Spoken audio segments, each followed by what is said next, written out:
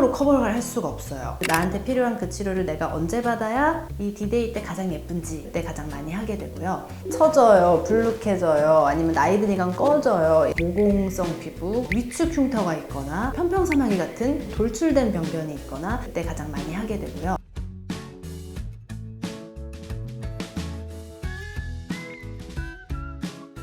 안녕하세요. 리언피부과TV 혜원장입니다. 피부과 치료에도 순서가 있어요. 보통 피부과를 오시는 분들이 원인이 크게 세 가지로 나뉘어요. 첫 번째는 리프팅이죠. 처져요, 불룩해져요, 아니면 나이 드니까 꺼져요. 두 번째는 피부 표면의 변화예요. 여드름 위축 흉터, 아니면 모공, 피부 표면에 때문에 오시는 분들이 있고, 마지막으로는 이제 색소, 혈관, 색깔의 변화 때문에 피부과를 오시는 분들도 있죠. 대다수의 환자분들이 이 세 가지의 이유 때문에 피부과를 오신다고 하면 이 세 가지 중에 뭐를 먼저 할까에 대한 내용이에요. 첫 번째 탄력 리프팅 치료에 속하는 것들은 얼굴 라인을 개선하는 치료거든요. 얼굴살이 아래로 처져서 턱선이 불룩해진다, 불독살이 불룩해진다, 이런 식으로 얼굴 윤곽선의 문제는 사실은 화장으로 커버를 할 수가 없어요. 이 세 가지 문제를 다 가지고 있다면 얼굴의 울퉁불퉁함을 매끈하게 정리하는 치료를 먼저 하는 게 만족도가 높아요. 제가 보통 추천드리는 건 화장으로 커버하기가 어려운 치료부터 먼저 하셔라 라는 거를 보통 추천드리고요. 그래서 얼굴 라인이 무너진 거를 회복하는 리프팅 치료를 가장 먼저들 많이 하십니다. 그 다음 치료가 피부 결을 매끈하게 하는 치료들이죠.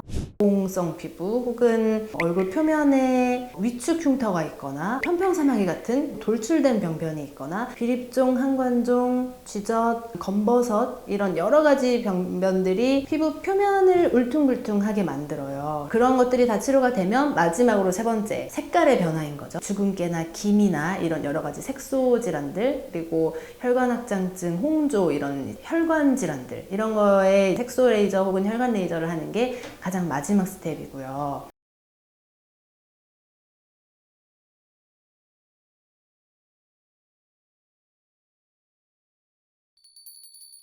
근데 이런 치료 순서가 예를 들어서 내가 어떤 결혼식을 준비하고 있다거나 나한테 중요한 디데이가 딱 생기면 이 순서가 좀 바뀌어요.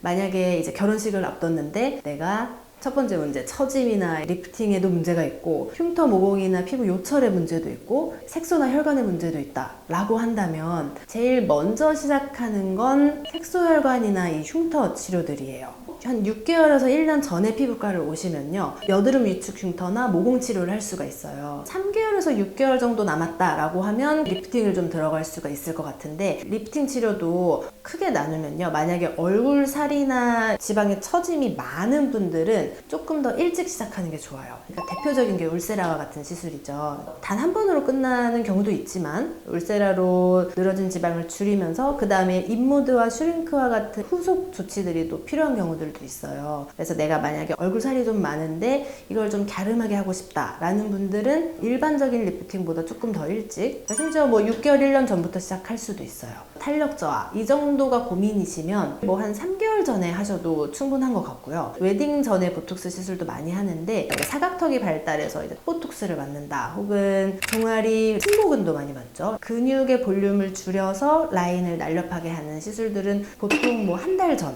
이때 가장 많이 맞아요. 그 말은 시술한 다음에 한 달 뒤 라인이 보통 안정적으로 가장 예쁘다는 소리겠죠. 드레스를 입었을 때 특히 신경 쓰이는 라인이 이제 승모근, 팔뚝 이런 부위이기 때문에, 물론 이제 그 정도에 따라 다르기는 한데 보통 한 달에서 세 달 사이 이 정도에 이제 많이 시술을 하고요. 일회성으로 한다면 한 달 전 이 정도에 많이 추천을 드리고 있어요. 이 정도쯤에 피부과를 오시면 결혼식 날 가장 예쁠 수 있는 시술들을 그때 가장 많이 하게 되고요. 일주일 남았다 이런 경우에는 여드름성 피부거나 예민한 피부 타입인 경우에는 결혼식 날에 피부가 뒤집어지면 안 되잖아요. 그래서 일주일 전에는 내 피부에 맞는 약 처방을 조금 드리기도 하고요. 피부 관리가 빛을 발하는 시기가 요 일주일 전이죠. 그래서 보통은 뭐 하이드라 페이셜이나 레이저가 아닌 관리의 영역, 각질 정리를 마일드하게 하고 블랙헤드나 화이트헤드 정리하고 직전에 할 수 있는 피부 관리들은 마지막으로 들어가는 편이고요. 당일날 가장 예쁠 수 있는 시기라고 볼 수 있어요.